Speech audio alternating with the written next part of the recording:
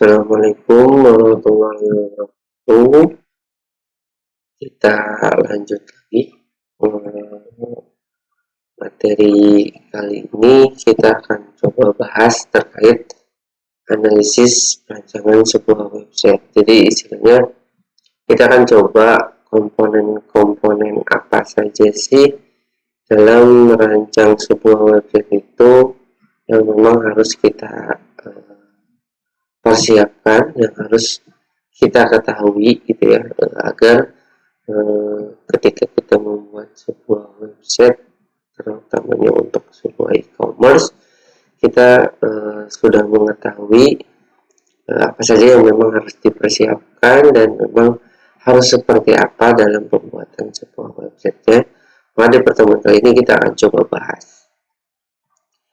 Oke, di sini yang pertama, membangun situs e-commerce bukan sebuah pendekatan yang sistematis gitu ya.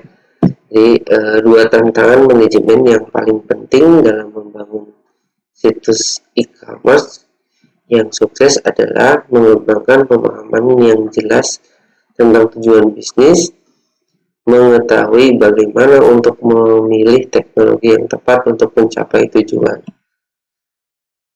Nah, di poin pertama ini kan mengembangkan pemahaman yang jelas tentang tujuan bisnis. Jadi intinya dalam membangun situs e-commerce ya kita harus sudah memiliki pemahaman tentang tujuan bisnisnya itu nanti akan seperti apa atau mau seperti apa.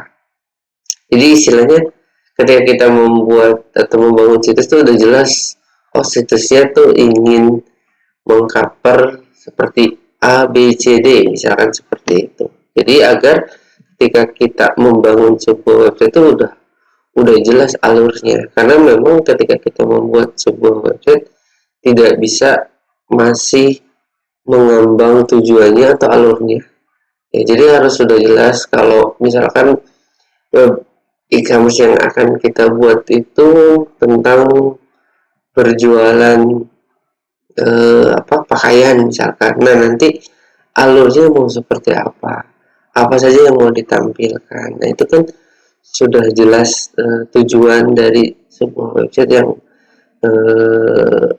akan kita bangun untuk menunjang kebutuhan dari bisnis yang ingin kita jalankan. Nah, itu jadi untuk mengembangkannya kita perlu pemahaman yang jelas untuk tujuan dari bisnis yang memang akan kita jalankan pada saat membangun sebuah situs e-commerce. Yang kedua adalah mengetahui bagaimana untuk memilih teknologi yang tepat untuk mencapai tujuan. Nah, kira-kira pada saat nanti membangun websitenya, teknologi yang akan kita pergunakan itu ya seperti apa? Kita pun harus mengetahuinya ya agar ya seperti yang di kalimat ini teknologi yang tepat untuk mencapai tujuan yang memang ingin kita capai gitu ya. Jadi setelah misalkan kita sudah mengetahui tujuan membangun websitenya itu untuk ABCD, tapi kita masih bingung teknologi seperti apa sih yang memang harus kita pergunakan guna mendukung atau istilahnya mensupport jalannya dari website kita. Maka teknologinya pun harus sesuai, harus tepat gitu ya, yang memang kita pilih nantinya agar ya bisa mendukung antara website dan teknologi yang digunakan benar-benar bisa membantu tujuan yang ingin kita capai. Nah, itu ya, misalkan di sini untuk pendekatan sistematisnya, tantangan manajemen yang paling penting dalam membangun sebuah situs e-commerce. Jadi itu gitu ya, istilahnya menentukan sebuah tujuannya, website mau seperti apa, dan nanti teknologi. Misalkan kalau teknologi itu kan kayak hardware-nya, kayak servernya gitu ya, istilahnya apakah mau disimpan di server sendiri atau kita mencari server yang disediakan oleh jasa layanan penyewaan server, kan sekarang memang sudah banyak ya, tinggal kita pertimbangkan gitu ya, kira-kira mana yang memang lebih memungkinkan dalam mendukung tujuan kita. Nah, berikutnya ada pembangunan situs, gitu ya. Jadi bidang utama di mana kita perlu untuk membuat keputusan dalam membangun sebuah situs, gitu ya. Dalam membangun sebuah website, di sini ada beberapa poin yang memang mungkin jadi pertimbangan untuk kita perlu ketahui, di mana di sini ada beberapa poin-poin. Yang pertama adalah misalkan softwarenya, gitu ya, kita kebutuhan softwarenya mau seperti apa, terus untuk telekomunikasinya mau seperti apa, websitenya, set desain atau tampilan websitenya mau seperti apa, mungkin nanti SDM atau pengelolanya seperti apa. Nah, jadi intinya kita harus mempertimbangkan beberapa poin ini. Jadi dalam arti kalau software, misalkan website kita mau di-develop dalam, kalau katakanlah bahasa pemrograman apa nih, gitu ya, bentuknya mau seperti apa nih nanti, misalkan dalam sekarang pengembangan untuk website itu banyak ya bahasa pemrograman yang memang bisa digunakan. Lalu hardware arsitektur, gitu ya, mau seperti apa, kayak kalau tadi kan teknologi lah, gitu ya, yang memang bisa mendukung jalannya website kita. Nah, lalu nanti orang yang akan mengelolanya itu harus kita siapkan juga. Ya, dalam artian ketika kita memang ingin membangun sebuah situs, ya ada aspek-aspek yang memang harus kita perhatikan. Desain websitenya nanti mau seperti apa, gitu kan istilahnya. Nah, itu jadi satu pertimbangan ketika memang kita mau menjalankan sebuah bisnis menggunakan e-commerce. Misalkan kita ingin membangun situs e-commerce tersendiri, ya ini jadi pertimbangan. Atau misalkan gampangnya kita berjualnya menggunakan e-commerce yang sudah ada saja, jadi tinggal mengikuti alur yang sudah ditentukan dari e-commerce tersebut, gitu ya. Ya kan untuk saat ini bisa seperti itu. Atau ya kalau memang kita ingin mempunyai situs e-commerce tersendiri, ya bisa, gitu ya. Cuman mungkin ada beberapa pertimbangan, di antaranya seperti ini yang memang harus kita ketahui sebelum memang benar-benar memutuskan kita bikin sendiri, gitu ya. Jadi itu adalah satu pertimbangan dalam membangun sebuah situs untuk e-commerce. Nah, berikutnya pengembangan sistem life cycle. Ya, jadi dalam pengembangan situs sendiri atau sebuah aplikasi itu ada yang dinamakan SDLC. Mungkin kalian sudah pernah mendengar istilah SDLC, itu System Development Life Cycle. Yaitu adalah metodologi untuk memahami tujuan bisnis dari sistem dan merancang solusi yang tepat, ya. Karena di dalam SDLC sendiri itu terdapat 5 langkah. Yang pertama adalah sistem analis, desain sistem, membangun sistem, pengujian, dan pelaksanaan. Jadi dalam pengembangan sebuah sistem, yang pasti tahapan pertama adalah kita akan perencanaan atau menganalisis kebutuhan dari sistem yang akan kita bangun. Misalkan katakanlah sistem yang akan kita bangun itu untuk sebuah e-commerce atau untuk berjualan pakaian, ya.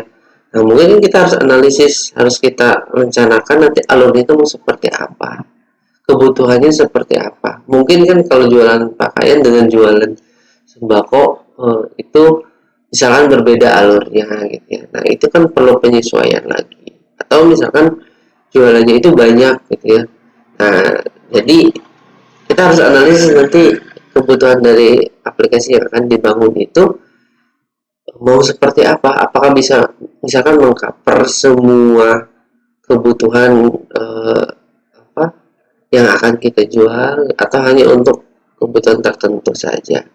Lalu mendesain sebuah sistem. Nah, setelah kita analisis, ya kita baru membuat perancangannya atau desain sistemnya harus seperti apa, alurnya seperti apa, gitu ya. Setelah kita mengetahui, setelah dianalisis, kebutuhannya seperti A, B, C, D, misalkan seperti itu. Baru kita menentukan, oh alurnya penggunaan sistemnya itu harus seperti ini. Nanti desain tampilannya harus seperti ini gitu ya. Itu tahapan yang kedua. Nah, berikutnya baru membangun sebuah sistem setelah kita mendesain. Jadi kan kalau membangun sih tinggal dalam artian membuat sesuai dengan apa yang sudah kita desain ya. Dan setelah dibangun berarti adalah diuji terlebih dahulu apakah sistemnya sudah sesuai atau belum, atau masih ada kekurangan atau tidak gitu ya. Nah, jadi dalam pengembangan sistem seperti itu. Dan setelah ketika pengujian memang masih ada yang dirasa tidak sesuai, ya maka kita kembalikan ke tahap sebelumnya, misalkan untuk memperbaiki desain perancangannya, atau pada saat pembuatannya masih ada yang tidak sesuai. Setelah lolos pengujian baru kita masuk ke langkah terakhir, yaitu untuk pelaksanaan atau penggunaan dari website tersebut. Nah, mungkin ini jadi satu pertimbangan juga atau hal yang memang harus kalian ketahui dalam membangun atau membuat sebuah sistem gitu ya. Saya yakin kalian sudah mengetahui terkait hal seperti ini. Maka kan kadang ketika membuat sebuah sistem atau ketika kita ingin melakukan bisnis khususnya menggunakan e-commerce, kan jadi satu pilihan antara kita ikut dengan e-commerce yang sudah ada atau kita ingin mempunyai e-commerce tersendiri gitu ya. Itu menjadi pertimbangan dalam memutuskan untuk berbisnis atau menjalankan sebuah bisnis menggunakan e-commerce atau e-bisnis. Nah, di sini ada juga analisis kebutuhan dari website. Nah, seperti yang tadi di awal, sebelum membangun sebuah website kan tujuan bisnisnya ya. Nah, jadi daftar kemampuan yang Anda inginkan dimiliki situs Anda. Jadi tujuan dari websitenya ini nanti mau seperti apa gitu misalkan. Oh, untuk berjualan A, B, C, D gitu ya misalkan, atau hanya untuk berjualan salah satunya saja. Karena kan mungkin alurnya akan berbeda-beda antara berjualan produk A dengan produk B dan produk C gitu ya. Atau dibuat alurnya sama untuk mengcover semua produk. Nah, itu menjadi tujuan yang memang harus kita siapkan di awal ketika ingin membuat sebuah situs website ya. Nah, berikutnya ada fungsionalitas sistem. Ya, jenis-jenis kemampuan sistem informasi yang akan Anda perlukan mencapai tujuan bisnis. Dalam artian misalkan dalam prosesnya itu fungsi dari sistem itu apakah harus seperti apa, misalkan ketika orang bertransaksi tanpa harus ada admin langsung bisa direspon oleh sistem, atau misalkan ingin seperti apa metode pemesanannya, metode pembayarannya, misalkan seperti itu yang memang harus kita tentukan juga dari awal, sehingga pada saat pembangunan sistem kan sudah langsung bisa diterapkan di sana. Jangan sampai sudah jadi baru terpikir harus ini, akhirnya kan kembali lagi pada tahap pembangunan yang membutuhkan waktu yang tidak sedikit juga ya. Lalu kebutuhan informasi, unsur informasi yang harus dihasilkan sistem dalam rangka mencapai tujuan bisnis. Dalam artian adalah kira-kira nanti penyampaian informasinya untuk misalkan ke pelanggan atau pembeli itu harus seperti apa. Apakah bisa mengcover semua informasi yang diinginkan oleh para pelanggan gitu ya. Nah, mungkin itu juga yang harus jadi pertimbangan kita ya. Berikutnya adalah desain sistem. Nah, di sini ada spesifikasi sistem, ya, deskripsi dari komponen utama dari sistem sistem dan hubungan mereka satu sama lain. Desain sistem dapat dipecah menjadi dua bagian, yaitu desain logis, data flow diagram yang menggambarkan aliran informasi, deskripsi keamanan dan sistem darurat cadangan dan kontrol yang akan digunakan. Yang kedua adalah Basic design menerjemahkan desain logis ke dalam komponen basic. Jadi ini adalah desain sistem yang memang harus kita ketahui juga gitu ya. Nah, misalkan desain logis, data flow diagram, alurnya sistem ini nanti mau seperti apa, cara penggunaannya itu mau seperti apa gitu ya. Kebutuhan dari database-nya pun harus untuk apa saja. Nah, ini yang harus dipertimbangkan juga. Lalu selain itu pun di sini keamanan ya, sistem gitu ya. Dari sisi keamanan ini seperti apa? Jangan sampai nanti sudah di online kan orang dengan mudah bisa masuk gitu ya. Karena ada celah keamanan yang terbuka lebar gitu ya, misalkan. Nah, itu menjadi satu pertimbangan dalam membuat sistem juga gitu ya. Makanya kadang daripada membuat sistem tersendiri, kadang orang lebih memilih ya udah menggunakan e-commerce yang sudah ada, sudah dijamin untuk keamanannya, dan kalau ada masalah pun kan pengelola e-commerce tersebut yang memang bertanggung jawab gitu ya. Tapi ya di sini minimal kita bisa mengetahui oh, kalau membuat sistem itu memang harus ada kebutuhan apa saja.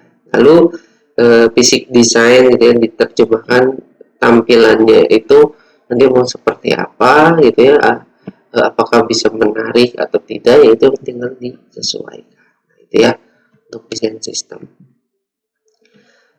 Membangun sistem itu kalau di sini ada dua gitu ya. Ada istilah outsourcing gitu ya, menyewa sebuah vendor luar yang menyediakan layanan yang terlibat dalam membangun sistem. Jadi intinya sih dalam membangun sistemnya ini kita mau membangun sendiri atau menggunakan jasa orang lain gitu ya, atau konsultan lah istilahnya untuk membangun sistem gitu ya. Nah, tinggal kita menentukan.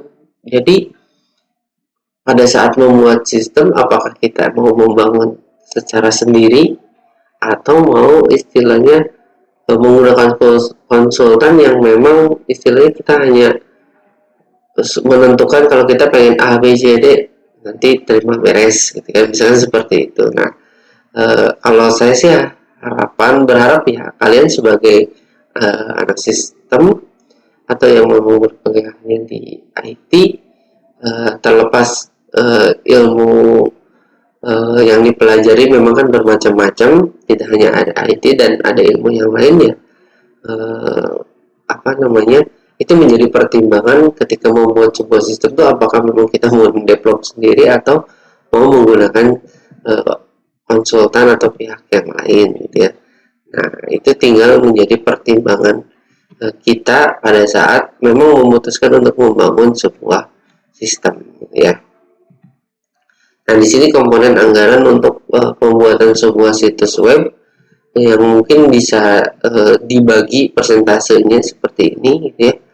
Dan mungkin ya ini sebuah gambaran saja yang mungkin kalau untuk realnya kan yang menyesuaikan dengan kebutuhan pada saat pembangunan. Nah, ini sebagai gambaran saja untuk persentase kebutuhan anggarannya seperti apa gitu ya. Nah, ini yang harus memang dipertimbangkan. Nah, seperti ada marketing juga di sini, di dalam artian setelah kita membuat sebuah website, sebuah situs, ya tetap kita harus menginformasikan gitu ya ke masyarakat umum agar mereka mengetahui website kita, situs web kita yang sudah kita siapkan gitu ya.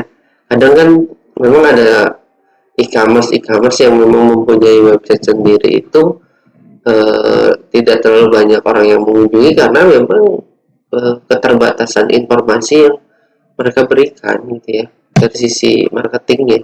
Kan kalau seperti e-commerce yang sudah besar, pasti kalian sering melihat iklannya ya di televisi lah gitu ya, di media sosial pun muncul, kadang di game-game aplikasi Android pun muncul gitu ya iklannya. Nah, itu kan menjadi sebuah marketing yang bisa membuat semua kalangan itu mengetahui oh kalau e-commerce itu ini gitu ya.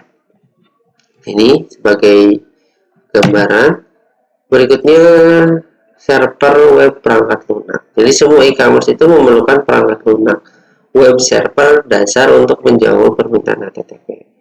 Apa aja perangkat lunak web server yang terkemuka hanya bekerja dengan sistem operasi Unix, Microsoft Internet Information System atau IIS, perangkat lunak web server. Nah, jadi ketika kita membangun sebuah website, khususnya misalkan menggunakan aplikasi yang memang basisnya web ini, pasti kita membutuhkan juga yang namanya web server, ya. Jadi web server itu adalah untuk menjembatani antara script kita agar bisa dimunculkan di tampilan browser misalkan. Nah, itu harus ada yang bisa menjembatani. Nah, pada umumnya yang sering dipakai kan biasanya Apache ya. Kalau kita mendevelop di lokal atau menggunakan XAMPP gitu ya. Nah, itu menjadi pertimbangan kita. Mungkin nanti servernya mau pakai apa pada saat misalkan aplikasi kita akan di running. Nah, ya. Nah, ini e-commerce server perangkat lunak fungsi. Jadi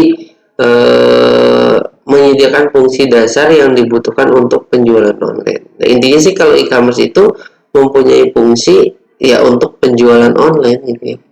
Makanya kadang kalau kita membuat web e-commerce itu, kalau misalkan tidak ingin mendevelop dari awal itu sendiri, ada juga istilahnya content management system atau CMS, sebuah website juga yang peruntukannya sudah digunakan untuk e-commerce gitu ya, untuk berjualan. Jadi ketika kita menginstal, kita hanya tinggal memodifikasi sesuai dengan yang kita inginkan. Terus produk yang kita inginkan bisa langsung dimasukkan ke dalam website tersebut gitu ya. Nah, karena memang kalau e-commerce itu ya istilahnya kan mendukung adanya katalog, keranjang belanja ya di pemrosesan misalkan secara online gitu ya. Karena kan sebuah website itu tidak semuanya mendukung proses e-commerce gitu ya. Kalau memang peruntukannya bukan untuk berjualan ya. Nah, makanya ketika kita membuat web e-commerce ya dipastikan poin-poin ini ada gitu ya. Nah, berikutnya adalah memilih perangkat keras. Nah, jadi platform perangkat keras mengacu pada semua peralatan komputasi yang mendasari bahwa penggunaan sistem untuk mencapai fungsionalitas e-commerce. Tujuannya memiliki kapasitas platform yang cukup untuk memenuhi permintaan puncak tetapi tidak terlalu banyak sehingga tidak membuang uang. Yang penting untuk memahami faktor berbeda yang mempengaruhi kecepatan, kapasitas, dan skalabilitas dari sebuah situs. Jadi perangkat kelas pun dalam artian ini perlu juga, karena kalau e-commerce itu kan mungkin nanti kebutuhannya sangat besar, dalam artian kan ada interaksi orang melihat katalog, lalu orang melakukan pemesanan gitu ya. Nah, ketika yang mengaksesnya sudah banyak, berarti kan kebutuhannya pun harus yang ekstra gitu ya, karena ketika platformnya tidak mendukung dari situs yang kita buat, ya ketika down ya akhirnya kan yang rugi kita, situs kita tidak bisa diakses oleh orang banyak gitu ya.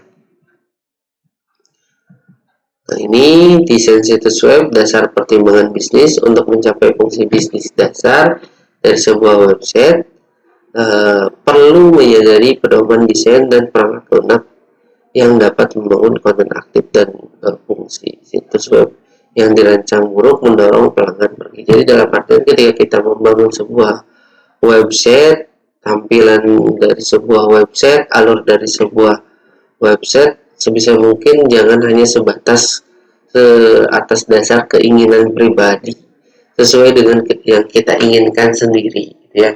Tapi kalau bisa ya melihat dari kebutuhan pasar itu seperti apa, atau kemudahan penggunaan webnya itu tidak atas dasar kita pemilik atau pembuat, tapi kalau bisa menyesuaikan, kita survei dulu orang tuh seneng kalau belanja alurnya gini-gini nih, gitu kan, dirasa mudah tapi aman gitu, misalnya seperti itu. Terus dari tampilan pun tidak membingungkan. Nah, itu menjadi pertimbangan-pertimbangan pada saat kita membuat sebuah web e-commerce khususnya, karena kan orang tidak hanya sebatas melihat tampilan produk, tapi nanti ada ke proses check out barang yang memang sampai ke proses pembayaran yang kalau orang sudah merasa kebingungan itu yang berdampak nantinya, ya. Maka orang akan pergi atau pelanggan akan pergi ketika memang proses itu ya dirasa membingungkan atau menyulitkan, ya. Nah, mungkin itu saja yang bisa saya sampaikan di materi hal ini. Ya, ini tujuannya mungkin kalian bisa eh, apa lebih mengetahuinya, bagaimana sih kalau misalkan kita ingin membuat sebuah website itu apa saja yang memang harus kita persiapkan, ya. Tapi kalau ada yang ingin ditanyakan silakan, seperti biasa tanyakan saja langsung. Nah, di akhir saya ingin memberikan dua buah pertanyaan seperti materi sebelumnya. Yang pertama, kenapa sih, pertanyaan pertama ini ya, kenapa sih kita harus apa ya, mengikuti tahapan-tahapan dari SDLC ketika kita ingin membangun sebuah sistem, ya. Terus untuk yang kedua, menurut kalian gitu ya, lebih baik membuat sistem secara tersendiri atau membuat e-commerce sendiri, atau untuk melakukan proses bisnis, atau kita mengikuti e-commerce yang sudah ada untuk menjalankan bisnis. Menurut kalian lebih eh, lebih memilih mana dan alasannya kenapa, ya. Mungkin itu saja, ya, pertanyaan yang saya bisa berikan. Seperti biasa nanti jawabannya di upload di e-learning. Oke, saya cukupkan untuk pertemuan kali ini. Kalau lebihnya mohon maaf. Saya Dewa. Wassalamualaikum warahmatullahi wabarakatuh.